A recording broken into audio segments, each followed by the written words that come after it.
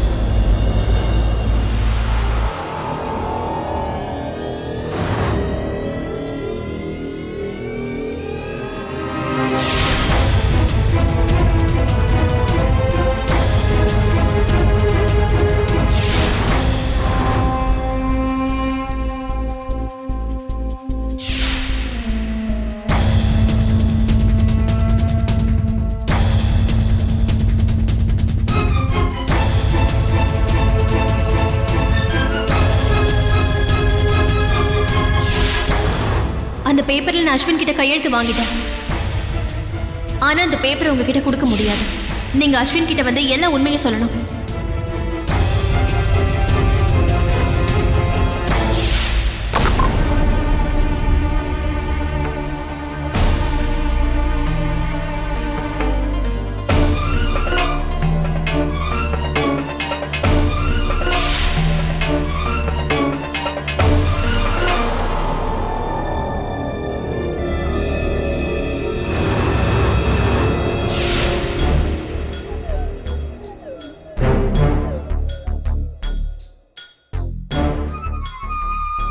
சரி, நீங்க வேலையை ஆரம்பிங்க.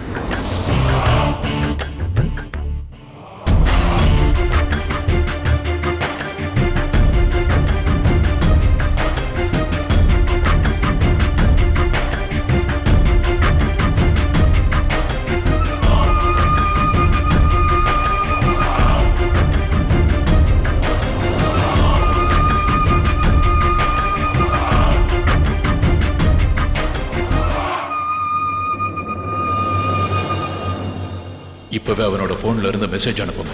லண்டன் ரீச் ஆனதா மெசேஜ் பண்ணுங்க. இன்னொரு விஷயம், இப்படி பண்ணுங்க. Reach London, battery low, will call later.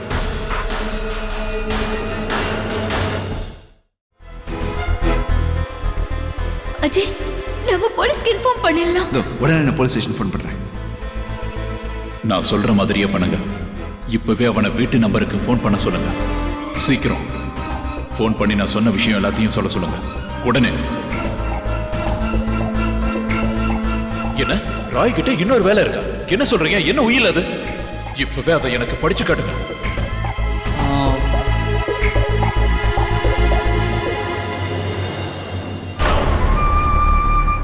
ஒருவேளை அஸ்வின் ஏதாவது ரகசியமான முறையில இறந்து போயிட்டானா அப்போ சொத்து எல்லாமே ட்ரஸ்டுக்கு போய் சேர்ந்துருமா? இப்ப என்ன செய்யறது? என்னால் அவனை கொல்ல கூட முடியாதே. இப்ப எதுக்காக அஸ்வின் இந்த மாதிரி எனக்கு மாத்தி மாத்தி பிரச்சனையே கொடுத்துட்டு இருக்க? இப்ப நான் புதுசா வேற ஏதாவது பண்ணி ஆகணும். பாஸ், ஒரு பொண்ணு என் பின்னாடி வந்துட்டு இருந்தா, அதனால அவனை பூட்டி வச்சிருக்க பக்கத்து ரூம்லேயே இவ்வளோ பூட்டி வச்சுட்டேன். இப்போதைக்கு அவன் மயக்கமா இருக்கானா? அந்த பொண்ணுக்கும் நமக்கும் எந்த சம்பந்தமும் இல்லை. அந்த பையனை மட்டும் நீங்க கைது பண்ணி வச்சா போதும். அந்த பையனை நான் என்ன செய்யணும்னு சொல்ற வரைக்கும் நீங்க ஜாக்கிரதையா பார்த்துக்கோங்க.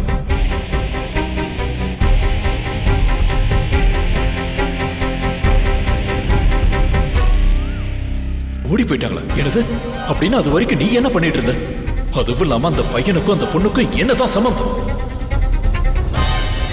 என்ன சேத்து பாட்டி, ஏன் எல்லாரும் இங்க உட்காந்துருக்கீங்க? ஏதோ இந்த கிழிஞ்ச புடவை ரொம்ப பயந்துட்டான். யாராவது இவகிட்ட சொல்லி புரிய வைங்க. அஸ்வின் போயிருக்கிறது லண்டனுக்கு, கோயம்புத்தூருக்கு இல்ல. ஒரு நிமிஷம். அந்த பொண்ணு யாருன்னு எனக்கு புரிஞ்சிருச்சு. இப்ப சீக்கிரமா அவங்க 2 பேரும் எங்க போனாங்கன்னு தேட ஆரம்பி. இல்லைன்னா உங்களை யாரும் காப்பாற்ற முடியாது. நான் சொல்றதை கவனமா கேளுங்க. அந்த பொண்ணை விட்டுருங்க. அந்த பையனை மட்டும் வேற ஏதாவது இடத்துக்கு ஷிஃப்ட் பண்ணுங்க. அவ கண்டிப்பா அவனை தேடி வருவா.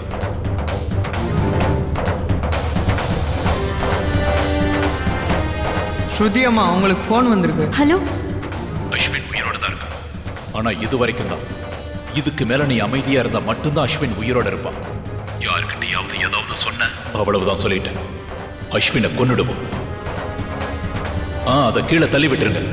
அவங்களுக்கு ஒரு நல்ல வார்னிங்கா இருக்கும். அப்புறம் இன்னொரு விஷயம் ஞாபகம் இருக்கட்டும், அது வார்னிங் மட்டும்தான். அந்த பொண்ணுக்கு அடிபடக்கூடாது. அதுக்கப்புறம் அந்த பொண்ணுக்கு ஃபோன் பண்ணி இந்த மாதிரி பின்னாடி வரக்கூடாதுன்னு சொல்லிடு.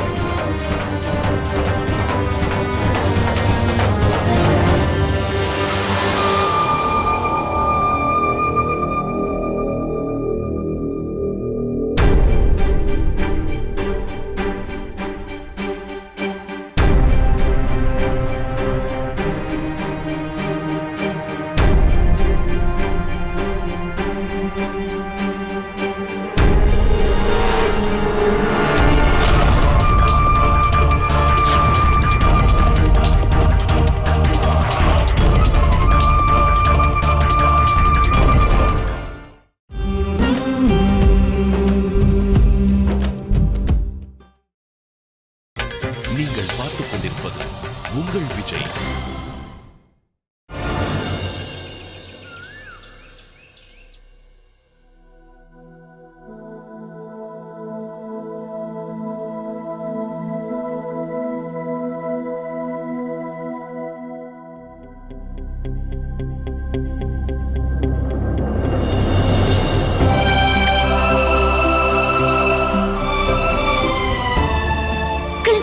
நான் சொல்றத கொஞ்சம் கேளு.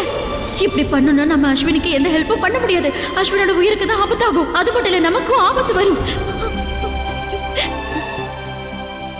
இப்ப என்ன பண்றதுன்னு எனக்கு எதுவுமே புரியல.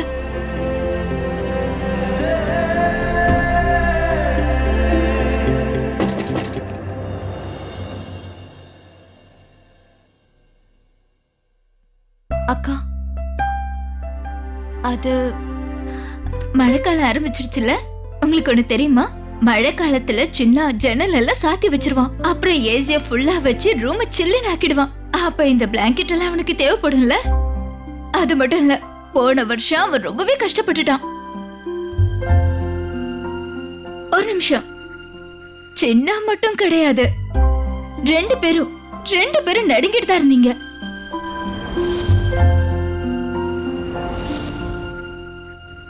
இப்ப அவன் அங்க என்ன பண்றானே தெரியல.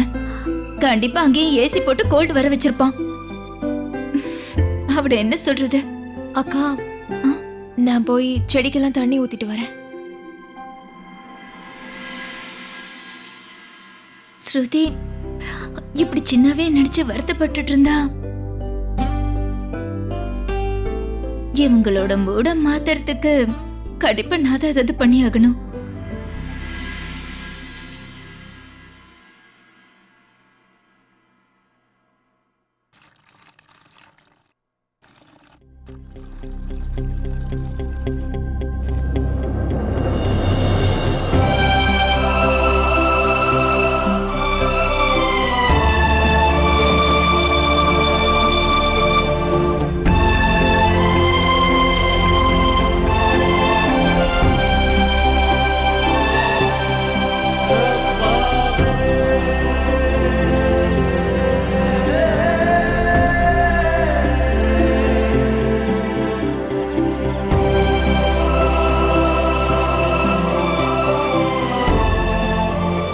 இதுக்கு மேல நான் அழக்கூடாது. அத்தை என்கிட்ட சொன்னது எனக்கு ஞாபகம் இருக்கு. எப்படியாவது அஸ்வினை தேடி கண்டுபிடிச்சாகணும்.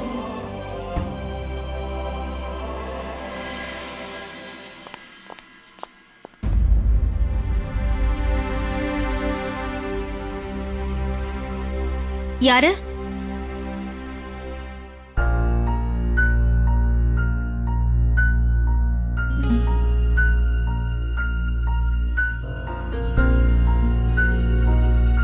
யார் நீங்க?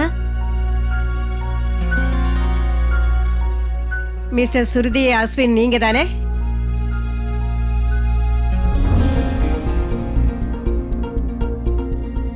பாட்டி நீங்களா?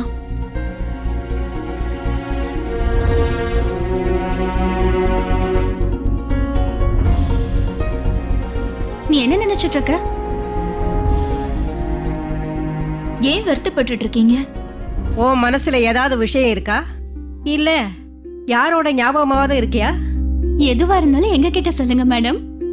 எப்போ சின்ன ஊருக்கு போனானோ சுருதியோட கவனம் வேற எங்கேயுமே செட் ஆகல. மனசும் இந்த ஊர்ல இல்ல. எப்பெல்லாம் ரொம்ப டென்ஷன் ஆவாங்களோ அப்பெல்லாம் நிறைய ஜிலேபி பண்ணுவாங்க. உன்னோட ஞாபகத்துல அங்க சின்ன என்ன பண்றானோ?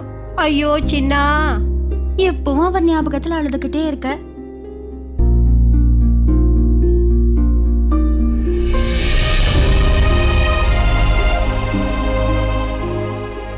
ஒண்ணு மட்டும் மறக்காத, இப்போ நீங்க பிரிஞ்சிருந்தாலும் நாளைக்கு ஒண்ணு சேரதான் போறீங்க. அதனால தேவையில்லாத விஷயங்களை பத்தி யோசிக்காத ஸ்ருதி. அப்படியே நீ இந்த மாதிரி வேதனைப்படுற? இப்படி அழுதுட்டு இருக்கிறதுல பிரயோஜனமே இல்ல.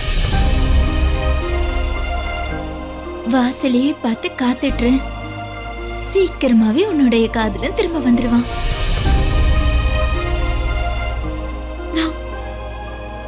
நான் கோவிலுக்கு போயிட்டு வரேன். ஸ்ருதி இல்ல வேண்டாம் பிரியா, அவளை கொஞ்ச நேரம் தனியா இருக்க விடு. சின்ன சீக்கிரமா வந்துருவான். அது வரைக்கும் சுருதியை நம்ம தான் பாத்துக்கணும்.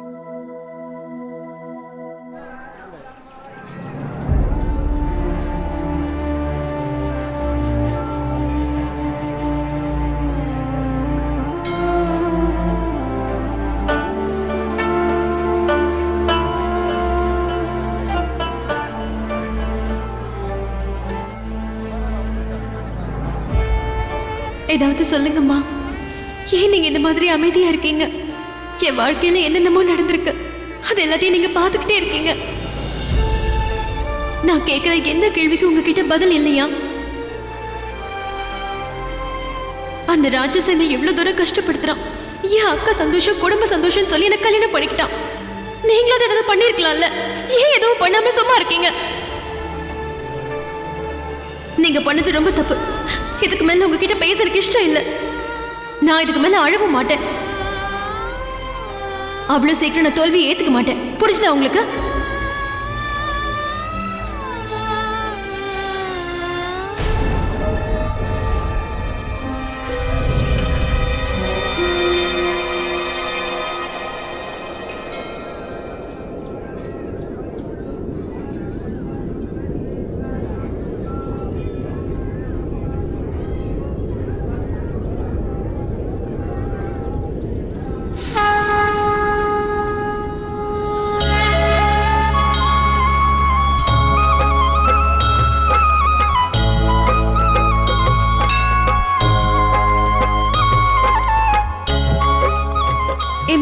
கோவமா இருக்கீங்கல்ல? போன தடவை தெரியாம நான்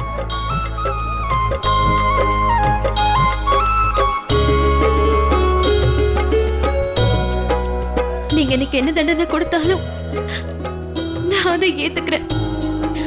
ஆனா நான் செஞ்ச தப்புக்கு அஸ்வினுக்கு தண்டனை கொடுக்காதீங்க.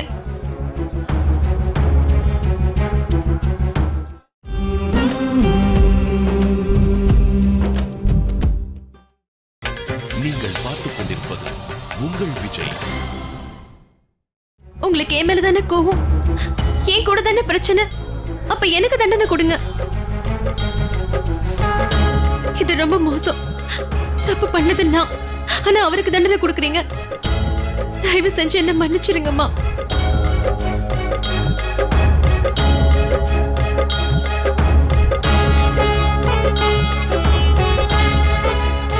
அவர் இப்படி கஷ்டப்படுறத என்னால பார்க்க முடியல. நேத்து நான் அவரை ரொம்ப பக்கத்துல பார்த்தேன். எனக்கு தெரியும் இப்ப நீங்க என்ன யோசிக்கிறீங்கன்னு. அஸ்வினாலதான் நான் உங்ககிட்ட இவ்வளவு நாள் பேசாம இருந்தேன், அது உண்மைதான். ஆனா எந்த அஸ்வின் நான் உங்களை விட்டு விலகி போறதுக்கு காரணமா இருந்தாரோ, இப்ப அதே அஸ்வினாலதான் நான் இங்க வந்திருக்கேன். எனக்கு இப்ப உங்க உதவி தேவைப்படுதுமா. உங்க ஆசீர்வாதமும் துணையும் இப்ப எனக்கு ரொம்ப அதிகமா தேவை. நான் அஸ்வினை எப்படியாவது தேடி கண்டுபிடிக்கணும். உங்க துணை இல்லாம என்னால பண்ண முடியாது. தயவு செஞ்சு எனக்கு வழி காட்டுங்கம்மா. என் அஸ்வின் எங்க இருக்காருன்னு நான் எப்படியாவது கண்டுபிடிக்கணும்.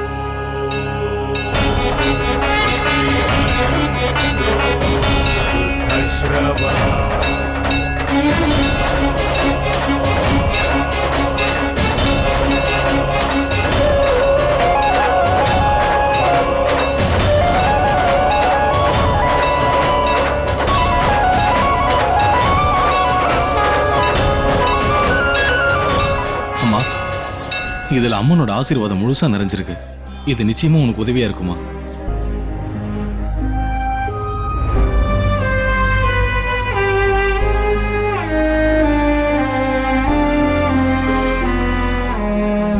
என்ன ஆசீர்வாதம் பண்ணிட்டீங்கம்மா, ரொம்ப நன்றி. என் அஸ்வினை கண்டுபிடிக்க எனக்கு சீக்கிரமா ஏதாவது ஒரு வழி கிடைக்கும்.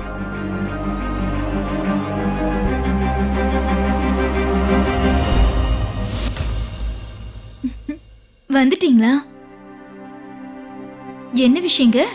இன்னைக்கு ரொம்ப சந்தோஷமா இருக்கீங்க. ஆமா ராணியம்மா, நீ சொல்றது உண்மைதான். ஒரு விஷயம் என்ன ரொம்ப நாளா தொந்தரவு பண்ணிக்கிட்டே இருந்தது, ஆனா அது இன்னும் கிளியர் ஆயிடுச்சு. இப்பதான் என் மனசு கொஞ்சம் நிம்மதியா இருக்கு. என்ன என்னங்க நீங்க நீங்க பேசுற எதுவுமே எனக்கு புரிய மாட்டேங்குது. நீ இப்படி இருக்கிறது தான் எனக்கு ரொம்ப பிடிச்சிருக்கு ராணியம்மா.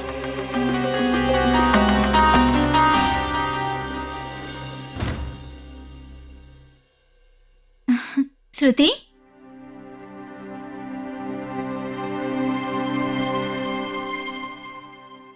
ஸ்ருதி, நீங்க நல்லா தானே இருக்கீங்க? என்ன மன்னிச்சிருங்க ஸ்ருதி.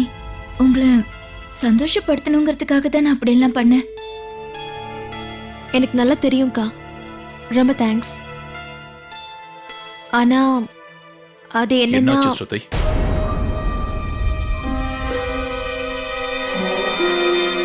அது ஸ்ருதி சின்னவ ரொம்ப மிஸ் பண்றாங்க. அதனால அவங்களுக்கு கொஞ்சம் மூடு சரியில்லை.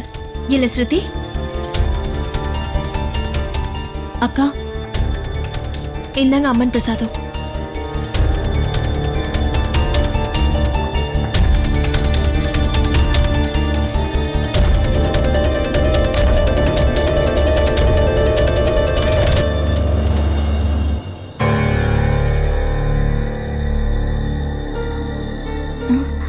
அட பரவாயில்ல, நீ இரு ராணியம்மா.